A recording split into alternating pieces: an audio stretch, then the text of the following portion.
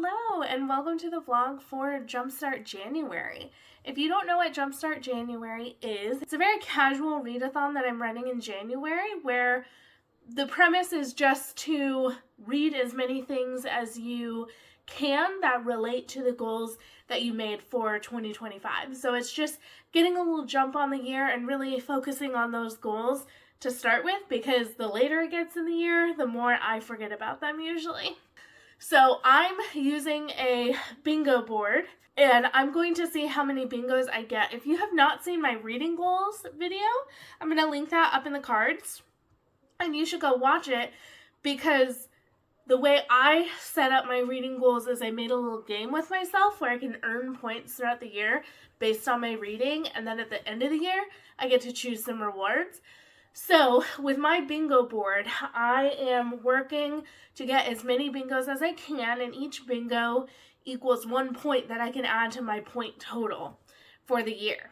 Each square of this bingo board relates to one of the goals, and in my TBR, I picked out books that would help me cross off those goals. I'm allowing doubling or tripling up. Basically, if a book completes a box, I get to X it off, and if it completes 4 of them, I get to X off all 4 of them, things like that.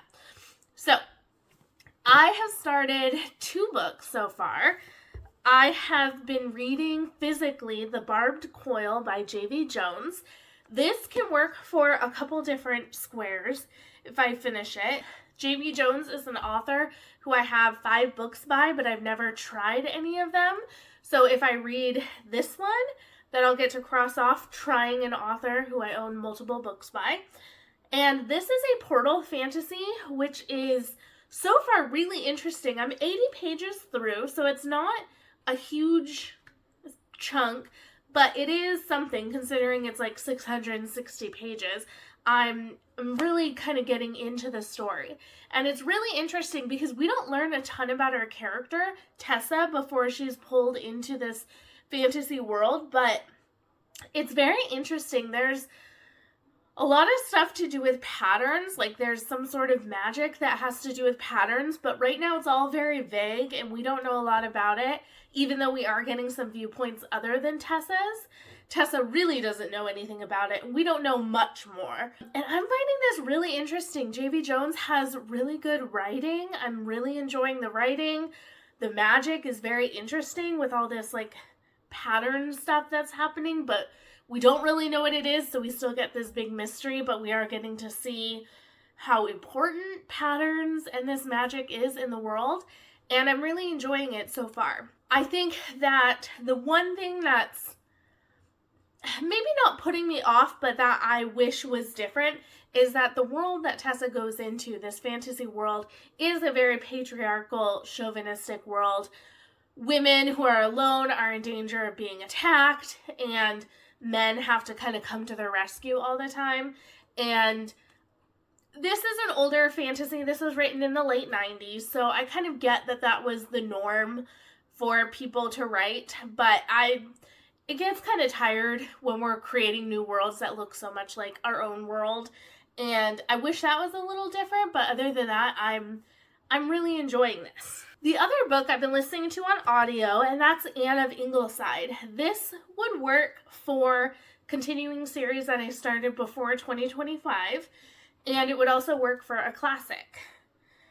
And I'm about 25% of the way through this, and I'm kind of questioning how much I really want to continue in this series, because I feel like my enjoyment has been going down. I really enjoyed the first 3 Anne of Green Gables books, and then after that it's kind of gone down a little bit more and more every time. I really liked the first 3. They were very solid with her and Gilbert's story and her going off to college and her friendships there, and then her and Gilbert in their early years of being newlyweds.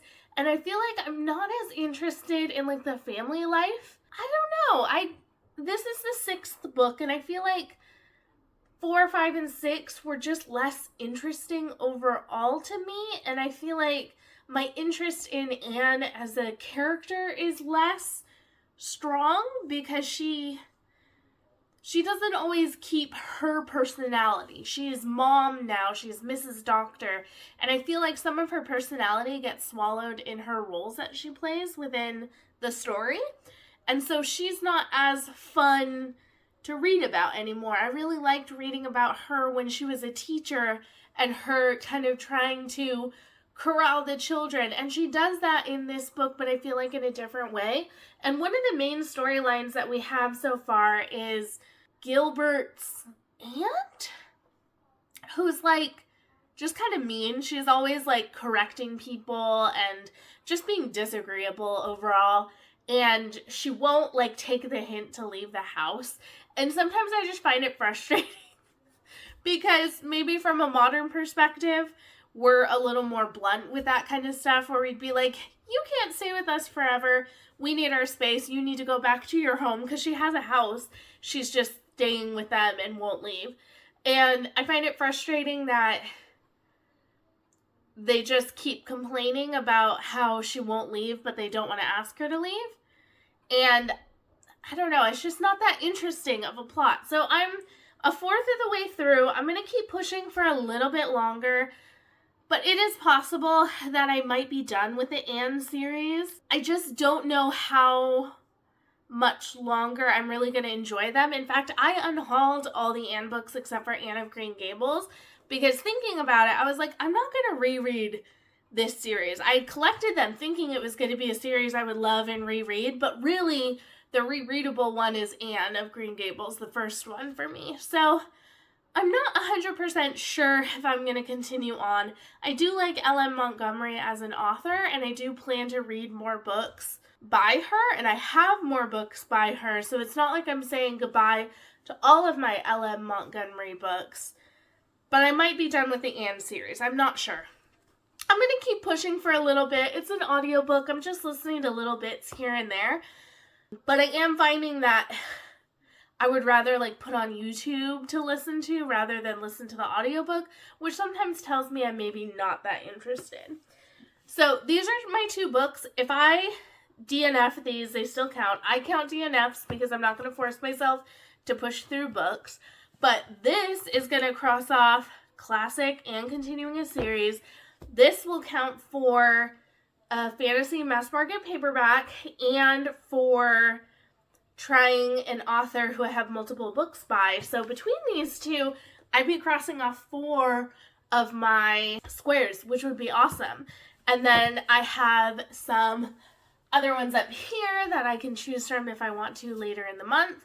I do have to be careful because 2 of the books I have slated for this month are library books. And to get that 75% books read that I've owned, I really need to be careful about how many library books I'm reading. So I may have to kick out one of them this month and focus on a book that I own instead. But we'll see kind of how the month carries us. Hello. I was listening to Anne of Ingleside on my walk this evening. I bumped it up to 2 times speed, and I think I just confirmed to myself that I'm not enjoying this as much as I would hope, and so I think I'm going to put it down. Lately, I've just been in a mood that if I'm not loving a book, I can let it go, and if I'm ever dying to read Anne of Ingleside, I can pick it up from the library. Though I will say, when I put books down, I don't really want to pick them back up.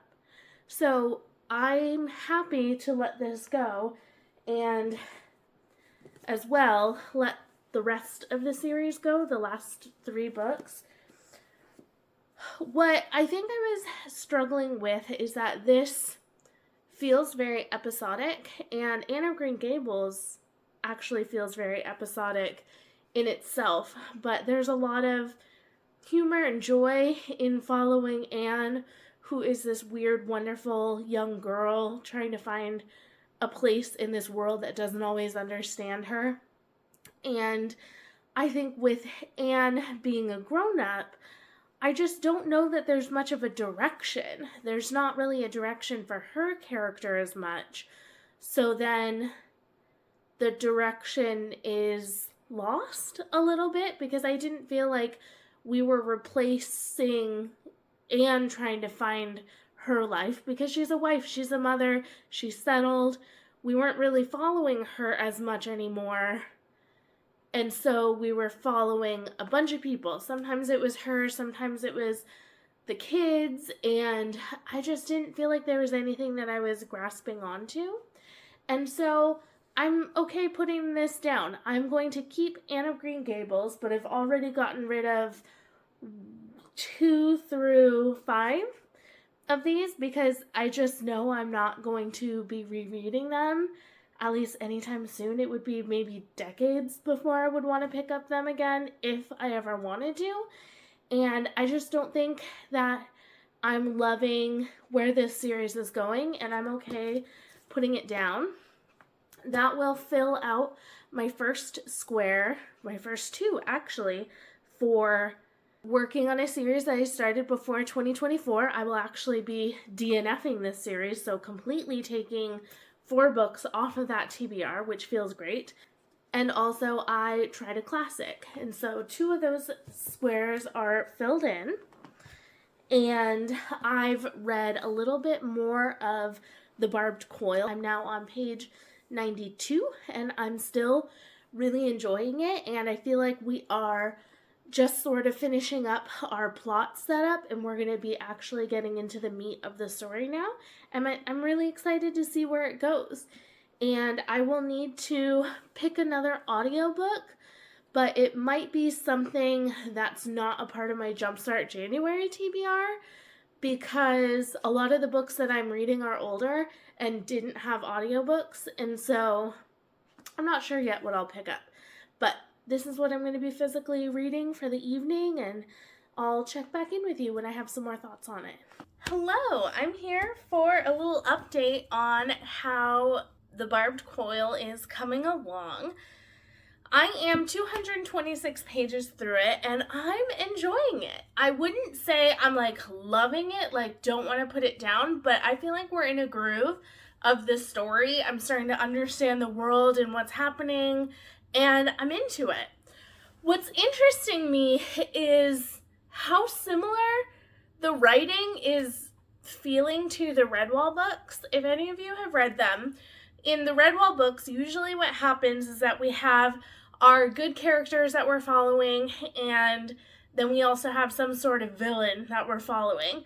And this story has that same structure. We have our 2 main characters, Tessa, who's our woman who has been pulled into this fantasy world, and then Ravis, who kind of comes across her, and their stories get wrapped up in each other. And so we're following their viewpoints, and then also the villain viewpoint.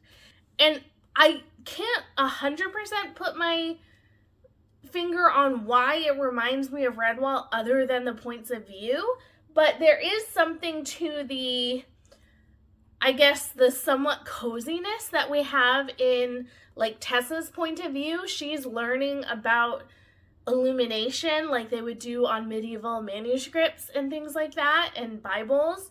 And she's learning about that because she was drawn to this world through patterns, and she has a knack for finding and drawing patterns. And so she meets an assistant of a man who had died after creating this really beautiful pattern, this illumination. And so she's learning this craft of illumination from the assistant who's kind of helping her. And so her chapters right now feel very cozy, like Redwall. Lots of descriptions of color and ink and how to make the manuscript vellum and all of that stuff, this learning this task. And then you have the villain point of view, which is dastardly and evil and dark, and he's a very unhinged main villain. And so yeah, I'm finding that very funny because I'm currently rereading Mariel of Redwall, and so it's just interesting that they're kind of reminding me of one another. But I'm really enjoying this. I'm about 1/3 of the way through, and I think I'm kind of picking up speed a little bit. I think that the world got a little bit confusing for me. It really delves into the politics when you don't really understand the world. And of course, Tessa doesn't understand anything about the world. And so we're getting it mostly from Ravis's point of view. We're getting some world building, and there's just been some times where it's like dumping a lot of like politics on us, and I'm finding it hard to care because we don't have a connection to this world. We're kind of along for the ride with Tessa. So yeah, that's kind of interesting, and I can't quite put my finger on like why I don't care, but it's just there hasn't been something that makes me like truly care about the world building and truly understand the consequences of what might happen if the villain achieves his goal. So other than that, I feel like we're getting a little bit of a better grip on why that's such a bad thing and understanding a little more, but I still feel like that's not the part that's interesting. I'm really enjoying like the magic and learning about the patterns and why Tessa was pulled from her world into this world, because we really don't know why that's happened other than she has a knack for illuminations, and so that's all we have to go off of at this point. And so I'm really intrigued to continue, and I have high hopes for this one. Hi, I am here for a little update on what I've been reading for Jumpstart January. So I am just over the halfway point in The Barbed Coil, and I was really dragging on this one for a little bit because we had our two main characters split up for a while, and I only found one point of view super interesting, and I don't love being in the villain's point of view, so out of the 3 points of view, I really only liked one of them, which was really hard. Our kind of main characters are sort of coming back into the same circle, so we're seeing them interact again, and they definitely have my favorite. It's almost like a romance developing. I think that's where it's going, but it's not like super obvious at this point. So I'm really excited. I'm going to be focusing on this tonight. I still have to read The King's Dragon, which is like another 700-page book. So I need to get this one done. Today I think is the 10th of January, I think. And so, we're getting through the month. So I need to be finishing this up in a few days. So I'm probably going to be trying to read like 60, 70 pages tonight and hopefully get like 100 or more tomorrow. And then on my phone, I have the ebook version of Soulless because this was available from my library in ebook, and this and The King's Dragon are not. So I've been just reading a tiny bit here and there. I'm only 3 chapters in, but I'm really enjoying this. I thought this was going to be lighter than it was, but really we have quite an interesting world being built for us in this book and for this series. So I actually went and put on hold at my library I have Changeless, which is number 2, but then the next 2 I need to get from my library, and then the 5th one I can only get on ebook or audiobook. So I decided to order those because I think I'm going to want to read this series kind of quickly so I don't forget the world building, because it's a little more in depth than I thought it was going to be. But I'm really enjoying it. It's not super funny, but I'm enjoying our main character and getting to know her, and just the world building is really interesting. We're finding out all these rules about the vampires and werewolves that live in this world, and our main character, Alexia Terabati, she is a soulless, which means that she was born without a soul, and when she touches supernatural creatures, they actually lose their abilities when she's touching them, and then when she lets go, they regain them. And the very beginning of this novel, she has a vampire attack her, she ends up killing him, and it sets off this whole chain of events and this big mystery about who was that vampire, because they don't know which hive of vampires he belongs to, and they're all supposed to be registered.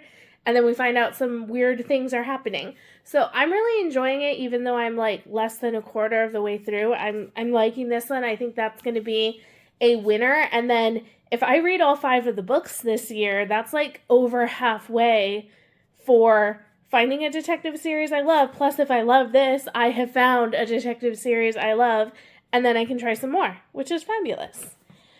So this is going to be my main focus. I really need to get cracking on this, and I'm going to just see how far I can get.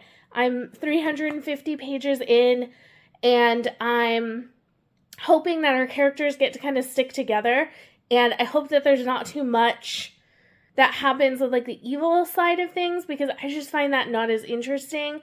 But when we're sticking with Tessa and the magic, that's what I'm really here for. I find it really interesting, and I like the romance plot. If that's where it's going, it's really good. So I'm excited to continue on with this, and I'll check back in with you in a little while. Hello. So it's been a couple days since I checked in, and I am on page 508 of The Barbed Coil, and I have to say I have hit a brick wall with this book. I was enjoying it. I feel like the last time I checked in with you, our characters were coming back together. They almost immediately got split apart. Like, one thing happened, they got split apart. There was this huge like miscommunication trope that's going on that's in like the worst romance novels, and it's in here. And then so our characters got split up.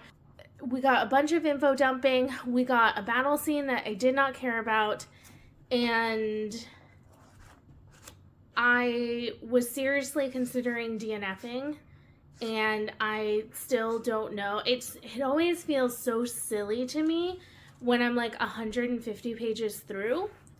It always feels so silly to me to be thinking about DNFing at this point. But at the same time, like 150 pages is going to take a little bit. So what I plan to do is to very quickly, like, really buckle down, focus, and read the next 2 chapters as fast as I can, and just see where I'm at that point. I think that'll take me to like page 550. That'll put me within 100 pages of the end. If it hasn't hooked me, I'm DNFing it. If I'm still hating it as much as I am right now, if something hooks me in the ending, then I'll continue and I'll finish. But I hate it when that happens. I was enjoying the book, and then all of a sudden it was just like bad. Like, I was not interested in anything. So that's unfortunate, but we'll see if there's some intrigue towards the end. I read 2 chapters and a couple more pages, and I'm going to keep going. I'm on page 548.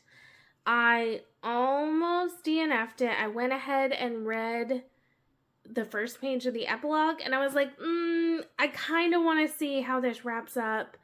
So I was like very close to just reading the last chapter and being done with it, but I think I do want to figure out how it wraps up, and I'm just going to kind of skim read really fast until I find something interesting. We figured out what's going to need to happen to like save this world, but I don't care about the world, and I don't feel like the author has done a good job of setting up why everything that's happening is going to be so bad. It's just like, oh, this guy's going to take over. Okay. Like, I guess he'll like be like killing everyone and they'll have to like run away. I don't know. I don't feel like the stakes are there. The thing that frustrates me is that so many small moments are so good. J.B. Jones is a good writer. She has these wonderful moments, but it's like the execution of the full story is not working for me. So our 2 main characters are back together. Apparently the miscommunication is done, though they didn't ever even talk about it. So I feel like it's kind of flopping in the romance section, and now we're just focused on save the world stuff, which I think once we get to the actual act of saving the world, it will be fine. But right now we just keep going to people, talking to them, trying to find information, and I'm just like, move it along. Like, I'm done with it in some ways. So I'm just speed reading until we get to something that like hooks me. I think the very final moments will be good, I guess. But it's always so frustrating when like a book loses a spark like this so strongly, because I was enjoying so much about it. And so, yeah, I'm just going to push through. It's fine. I think it'll be worth finishing in the end. And maybe I'll just read a couple chapters tonight and then switch over to Soulless to like give myself a break so I can read something that I'm really enjoying.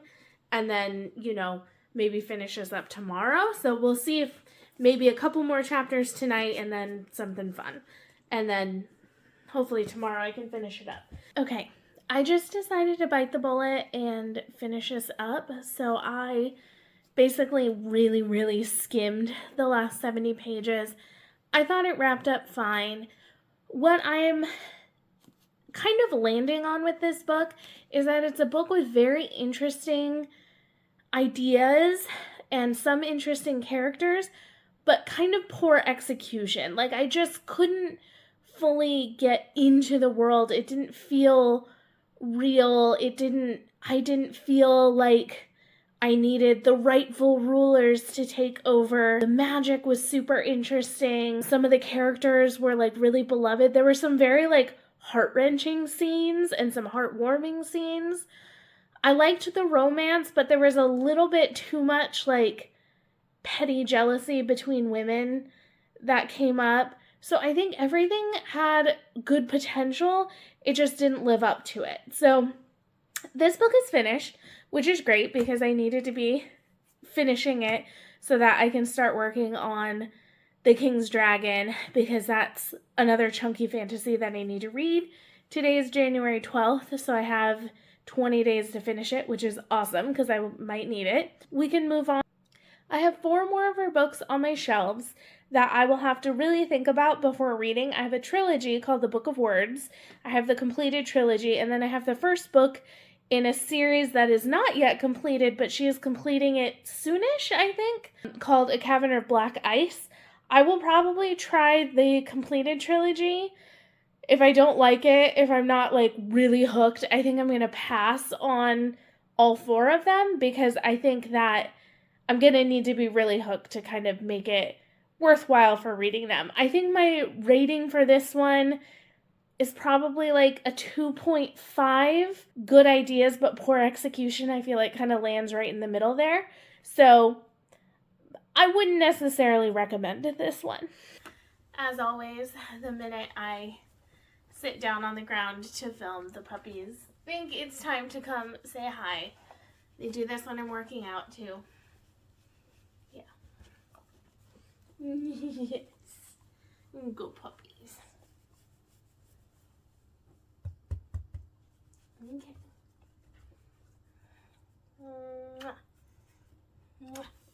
I have recovered from my barbed coil fiasco. I'm feeling better, feeling more optimistic.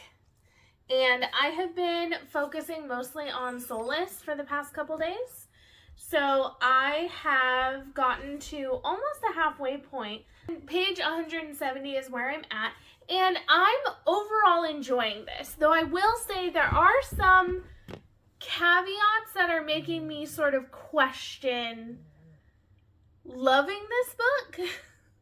So we have Alexia Terabani, and at the beginning it is introduced to us that Alexia is smart. She's a 26-year-old spinster, and her father is of Italian heritage. And so it's talked about, because this is set in like steampunk Victorian times, it's talked about all the time that her darker complexion and her big nose make her undesirable and unattractive.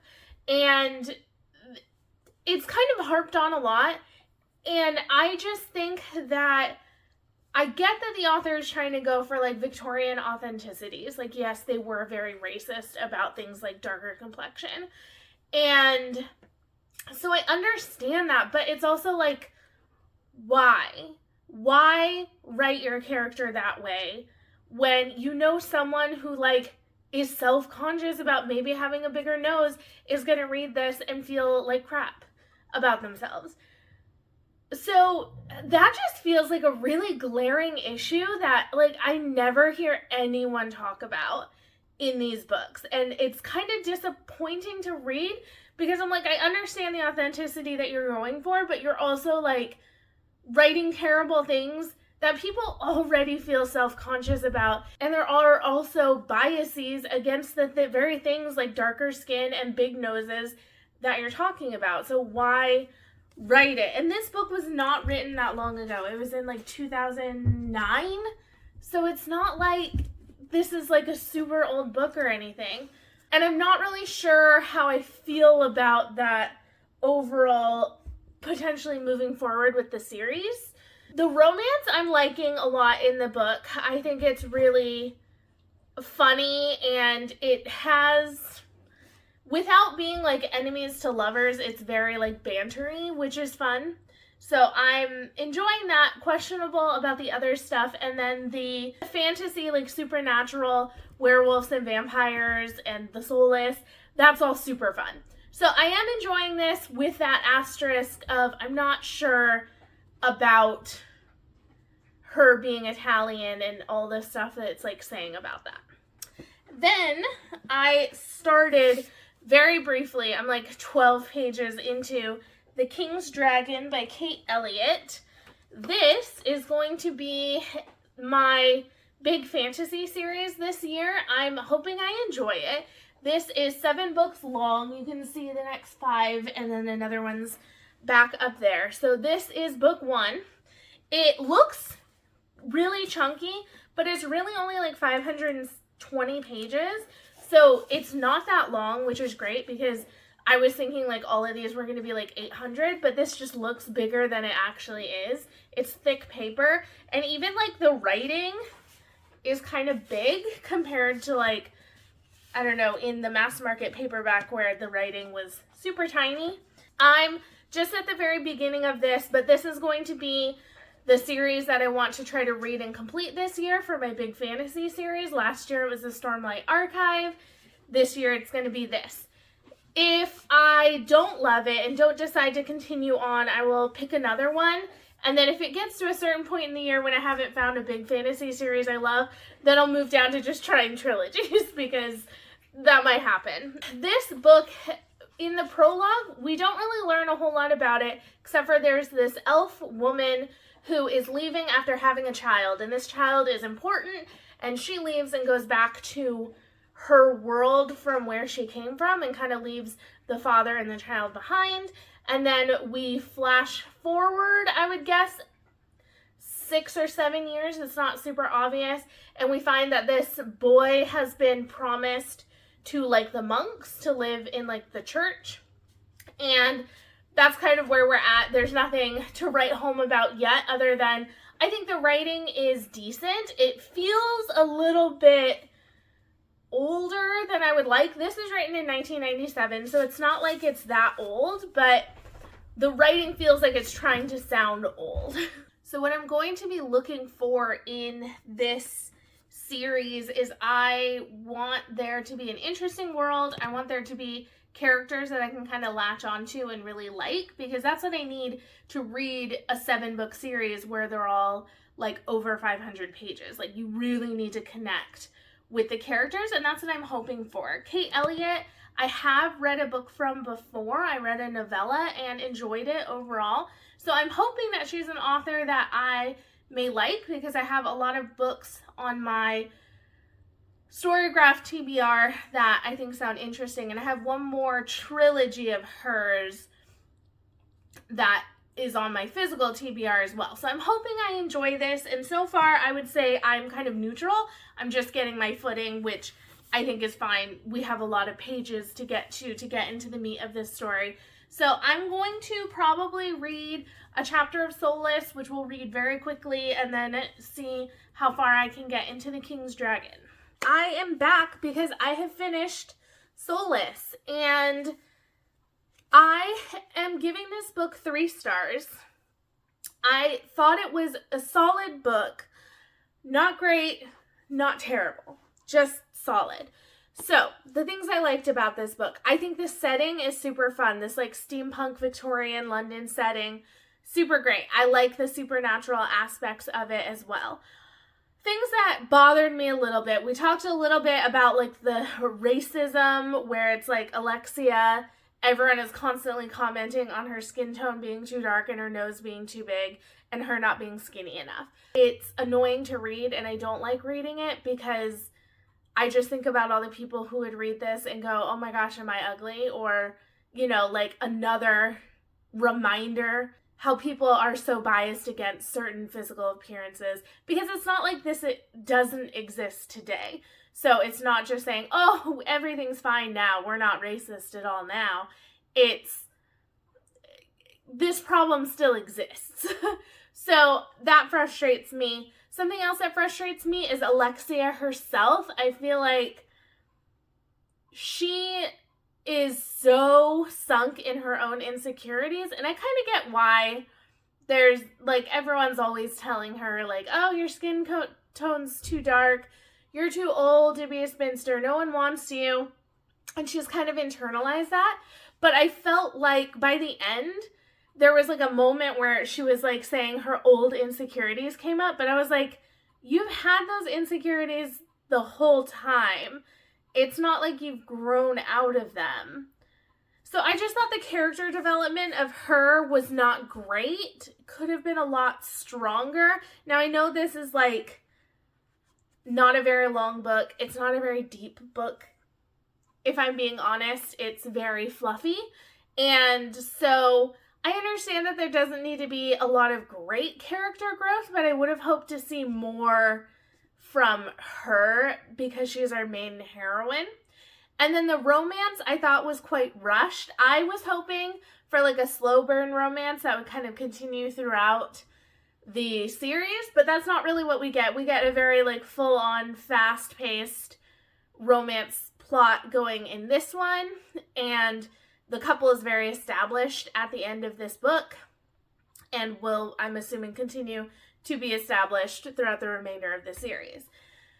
So this, I think, I see promise in the series potentially, but I also could see myself like stopping if the next book doesn't improve a lot in some of those areas. So I'm giving it 3 stars. I don't think it's terrible, but it's not one I would super highly recommend at this point.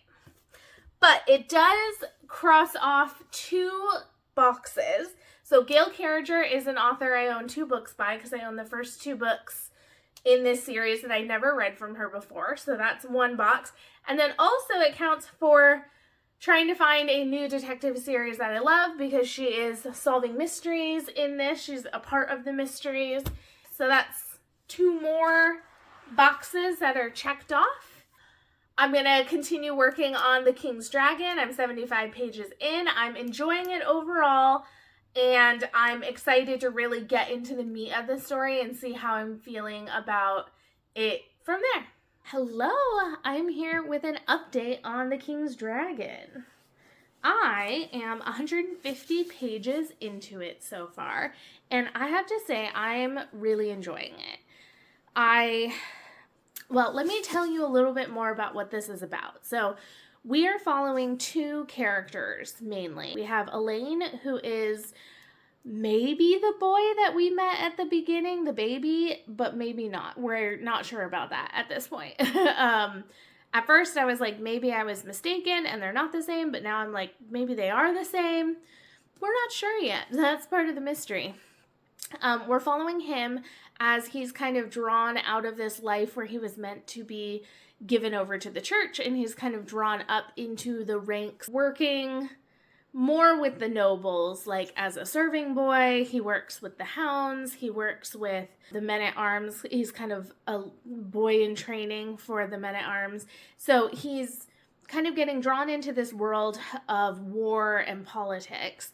And so that's his part of the story. And then there's also some like fantastical stuff that's happening, but there's not a ton of it happening yet, and I'm not exactly sure where it's going to go. But that's one side of the story. And then on the other side, we have Her name is Liath or Liath, and she is a young girl whose father is sort of a sorcerer. So he has this book, I think it's called the Book of Secrets, that holds these like magical secrets about like the stars, and he was teaching her the languages to read in them and the mathematics to like read the stars, which like tell them things. We get her story, and her father very early on in their story, he actually dies, and she ends up having to hide this book of secrets and not be discovered because what they were doing is considered against the church. And so she's kind of trying to figure out more about this because her father died before he could teach her everything. And then also some other things happen that kind of spur on her story that I don't want to tell you about because it might be considered spoilers. So I'm really enjoying this book. I think that it's quite dense. The world feels very big in this. There feels like a lot of history. And I will say that there are a lot of passages where it'll be talking about backstory, and there's just so much. Like, it'll be talking about one of the saints in the church and how, like, they went to this country and they were talking with this leader and they were doing this thing on this day and now we feast to remember it. Like, there's a lot of that. And when I read it, I'm like, it's going over my head. Like, I can't keep track of, like, all these things. And I'm just hoping that Kate Elliott, like, really tells me what's important and I'll know what I need to remember. And so far that's been working. I was afraid at the beginning. I was like, this is a lot and I'm not going to remember all this if it's super important. But I feel like she's doing okay in like adding that stuff to fill in the world, but not necessarily expecting me to remember it. Like she's making sure that she's explaining the things that are really important. So I would say that the writing style is really good. It flows really well, and it's this really nice mix of like lyrical and emotional, but also like moving the plot forward. Like we're not staying stuck in these like scenes and just describing like whimsical fantasy moments. Like when things are happening, they're happening. Sometimes there's a little whimsy, but things are still moving forward. Sometimes there's emotion, but things are still moving forward. And it feels like we're on this very like strong trajectory. Like she knows exactly where she wants us to go in this story. And so I don't ever feel like we're stuck. I feel like, okay, she knows where she's going, so I'm just gonna follow like her. And I'm excited that so far the first book in this series is good, because I was gonna be so sad if it was like a DNF and I was gonna get rid of the whole series right away. I'm excited that this could be a good series. And I actually I was watching a video from Nico's book reviews, and he had this series in his top 10 fantasy series of all time. And he was saying that if you like Robin Hobb, you might find enjoyment in this. So I know that some of my friends who are out there watching this have read Robin Hobb. This might be like a series you want to check out if you're missing Robin Hobb. According to him, I haven't read Robin Hobb yet, so I don't know, but according to him, maybe. But I'm really enjoying this so far, and I'm actually feeling excited about this big series. I'm not feeling as nervous. I feel like it's not a difficult read, and so I'm excited to be continuing on. And I believe after I'm done with this book, I will be done with the bingo board. I just need to make sure that I don't buy any more books. I will need to see and do some rearranging, because I do have some spaces on my shelves from books that I've read, to see if I can get one shelf fixed for Taming the Shelves. And then I need to not buy books, and then make sure that I'm reading only 75% books that I owned and only 25% books from the library, which so far I've been doing perfect with, because I've only listened to audiobooks from the library, which don't count because I don't buy audiobooks, and I don't have physical audiobooks like CDs or anything. So that's kind of like a separate category. My physical reads, I want them to be the ones I own mostly, and just a couple from the library. So I'm doing really good on that. There have been some times I was at a little library last week and almost picked up a book, and then I was like, wait, I can't bring books into my house, because when I say no buying books, I also mean like just not acquiring books. If someone like gave me a book, I would be okay with that, but I didn't want to purposely take in more books this month. This month is about getting the books down. I'm trying, really trying. If you haven't seen my goals video, one of my bonus goals for bonus points is if I can read 50 books that I own in a row without buying a book, I get some bonus points, and those bonus points would be really nice to have. So I'm really trying to see if I can just start the year by reading books I own and really like focus on these and don't buy any books and don't bring books in from the little free libraries, and see if I can just get to 50 in like the first 6 months, however long it would take me, though I am including DNF. So if I DNF a lot, that would help. So that's kind of my goal for the first part of the month, and I'm not sure if I'll make it because that might be an awful long time before I could buy any books, but it would be really good to get 50 books off my shelves before buying any more. That would be really great. I'm gonna go read. We're like right in the middle of the month, so I'm absolutely having a fantastic time like hitting these goals, and I might be able to end this vlog early and start recording maybe a Taming the Shelves vlog, because I have one that I started earlier and haven't been able to get back to yet. I also have Wind and Truth that I still need to read. I need to work on my Wind and Truth vlog, so I have options, and I'm glad that this month is going well so far. And even though I haven't been reading like books that I'm absolutely loving, I'm reading books that I own. I'm getting books off my shelves. I've crossed out a series. I've started a couple series, but all good things. Hello! I am here because I have finished / made a decision about The King's Dragon and the whole series. So I made it to page like 480. I was about 70 pages from the end, and I decided that I am not continuing on in this series, and I have a few specific reasons why. So I think that the beginning of this book promised magic and more fantasy than we're getting. There was sprinklings of magic throughout this, and it kind of reminds me of A Song of Ice and Fire, where there is magic in the world, but the glimpses that we get of it are so small. And when I read fantasy, I am in it for the magic. So I want to know all about the magic. How does it work? How can we use it? I want to see how it's affecting battles and things like that. And we got a little bit of that in this, but I think maybe not enough. And we started leaning into a lot of like the genealogy and the history of the world, and I just found myself not caring very much about that specifically.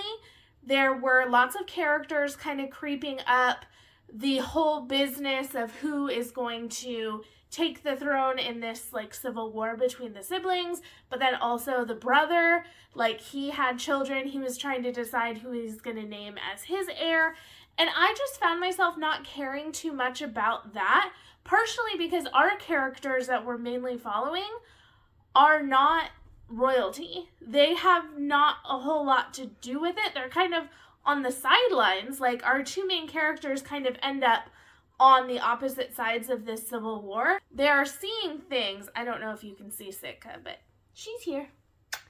They're seeing this civil war, but they're not really a part of it. And the same issue that I had with the barbed coil of not really knowing why we should care who's in charge, I kind of found that to be the same thing here. Like, I don't really care who's in charge. Sabella or Henry could be in charge. I don't see how it matters. What sort of matters as the biggest thing is this big battle that's kind of breaking out, this civil war between them.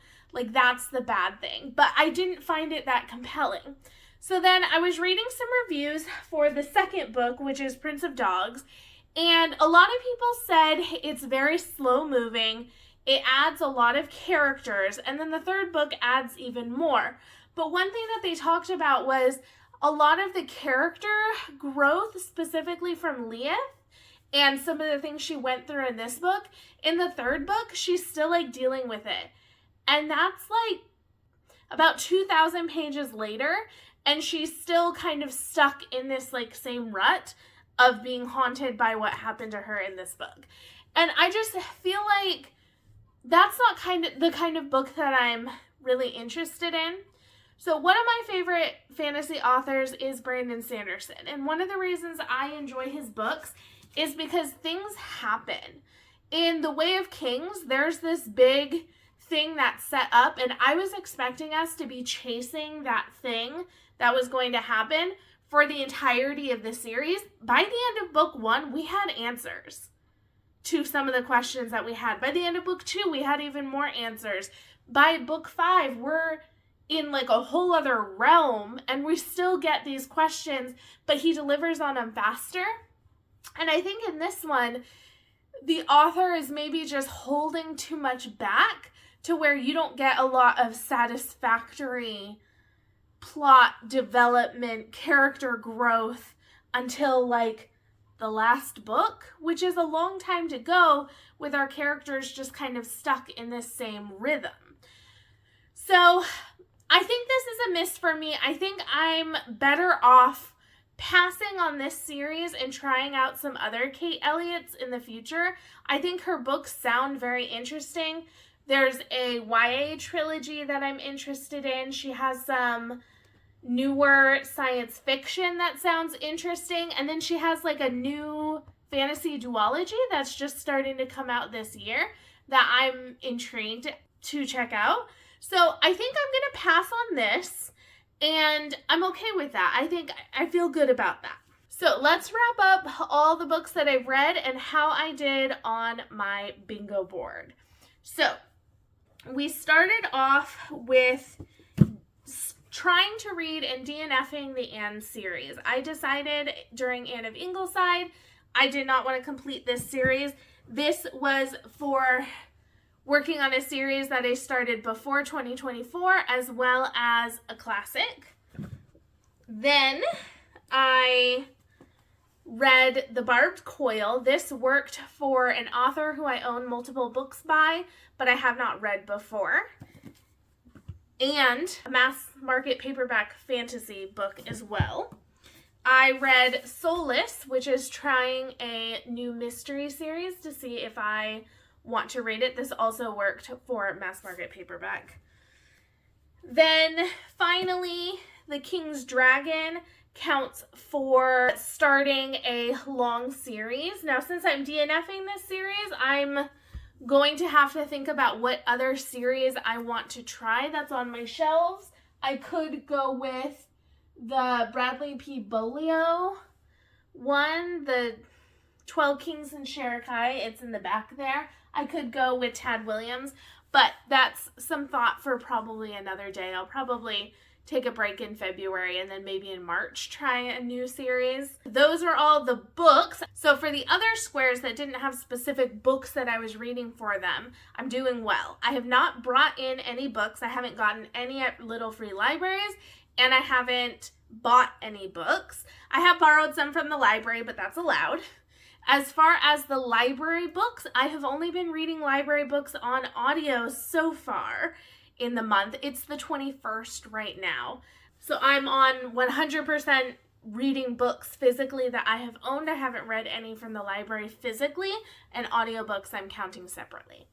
And then for Taming the Shelves, as you can see right behind me, I have a whole section that is full from removing this whole Kate Elliott series off of my shelves. And so I'm going to be moving books into this space. Technically, this shelf had like my TBR stacked on top of it at the beginning of the month. So technically, I have already completed one shelf in getting it so there aren't books stacked up on top of each other. But once I move some books into this space that was cleared up by these massive books in this series, I will maybe have at least 2, maybe 3 shelves done. Okay, so I have completed my bingo board. with the caveat that in the last 9 days, I cannot buy any books and I cannot read more than 25% library books, which will not be happening. I'm committed to finishing those. So that would give me, let me count up all the bingos that I get. So because I cleared my bingo board, I get 3 bingos going across, 3 bingos going down, and then 2 bingos going diagonal, which gives me 8 points that I get to carry on into my yearly total, which is awesome. That's already enough to get me some rewards. However, I will say that if I score badly in some of my categories, I actually lose points. So just because I have 8 points now does not mean that is for sure at the end of the year I will have 8 points, because there are some ways for me to lose points per goal if I'm not staying on track with them. So I thought this was super successful. I don't know if anyone else actually joined in on Jumpstart January with me, but I think I'll probably try to continue it for next year, because I love that feeling in January of being excited about my goals and really trying to tackle them and get ahead on them, because sometimes when they're new, they're the most fresh and exciting, and the longer you leave them, the less interesting they become. So being able to tackle a lot of these things right away, I think was really fun and really worthwhile. And I hope that if you didn't join in this year, that you'll join in next year. I would love to know how January went for you. Were you able to make some progress on your reading goals? I'm obsessed with reading goals videos. I search the internet for them, and I've watched so many on YouTube. So if you have done one, let me know in the comments below and I'll check it out. And I hope you'll stick around for more videos. When I do my wrap-ups throughout the year, I'll be talking about my reading stats and how I'm doing on working towards my 2025 goals, and I'll be keeping track throughout the whole year. So if you think that sounds fun, consider subscribing, and I'll see you in the next video. Bye!